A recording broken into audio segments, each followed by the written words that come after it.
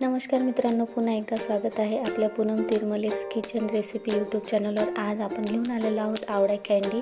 हा जो सीझन आहे हा आवळ्यांचा आहे। असे फ्रेश आणि ताजेतवाने आवळे हे बाजारात येत असतात।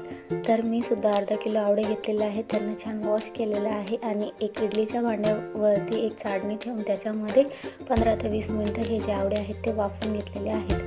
तुम्ही पाहू शकता, वाफवल्यानंतर आवळे हे छान त्यांच्यामधले जे बिया असतात ते आपण व्यवस्थित काढू शकतो। आवळे छान शिजले म्हणजे बिया निघायला आपल्याला त्रास होत नाही। तर तुम्ही पाहू शकता छान पद्धतीने ते बिया जे आहेत त्या आरामाने रिमूव्ह होत आहेत। आणि बघा, काढल्यानंतर एक छान त्यांना व्यवस्थित एकत्र करून एका भांड्यामध्ये आपण ते जे आवळे आहेत ते आपण घ्यायचे आहेत। तुम्ही पाहू शकता छान असे आपले आवळे हे बिया काढून तयार आहेत। आता एक भांडे घेतलेले आहे। आता हे जे आवळे होते साधारणतः अर्धा किलो होते, त्याच्यासाठी आपण याच्यामध्ये साखरेचा वापर करायचा आहे। जी साखर आहे ती आपण 250 ग्रॅम घेतलेली आहे। 250 ग्रॅम साखरेचा वापर या कँडीमध्ये आपण करायचा आहे। त्याला व्यवस्थित खालीवर व्यवस्थित एकजीव करून घ्यायचा आहे।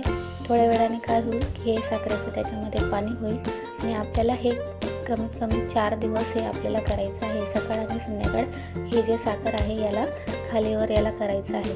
4 दिवसांनी तुम्ही पाहू शकता आवळ्यांमध्ये छान असा साखरेचा पाक गेलेला आहे आणि आवळ्याला स्वतःचा आंबटपणा इतका जास्त असतो तर त्याला गोडवा हा पाहिजेच असतो। तर तुम्ही पाहू शकता त्याला साधारणतः 4 दिवस लागतातच। तर आता पूर्ण गोडवा साखरेचा याच्यामध्ये गेलेला आहे। जे उरलेलं पाणी आहे ते आपण अशा पद्धतीने त्याच्यातून काढून घ्यायचं आहे। आणि काढल्यानंतर अजून आपल्याला एक स्टेप करायची आहे। ह्या आवळ्यांना आपल्याला छान असं सुती कापडावर उन्हात सुकवायचं आहे।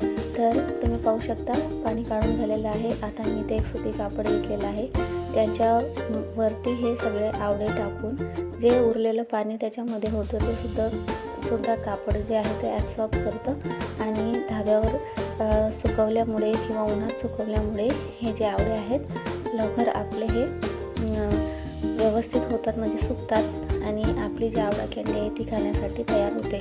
याला सुद्धा 3 ते 4 दिवस लागतात। छान पद्धतीने सुकल्यानंतर आपली जी आवळा कँडी आहे ती खाण्यासाठी अगदी रेडी असते। तुम्ही जेवणानंतर सुद्धा हे खाऊ शकतात। याच्यामध्ये विटॅमिन सी असल्यामुळे शरीराला अनेक फायदे आहेत, खास करून त्वचेसाठी खूप छान असतात। तर ही तयार झाली आपली आवळा कँडी। व्हिडिओ कसा वाटला लाईक करा, शेअर करा, कमेंट करा आणि चॅनलवर नवीन असाल तर सबस्क्राईब नक्की करा। व्हिडिओ पाहण्यासाठी धन्यवाद। शेवटपर्यंत व्हिडिओ बघितला त्यासाठी खूप खूप धन्यवाद।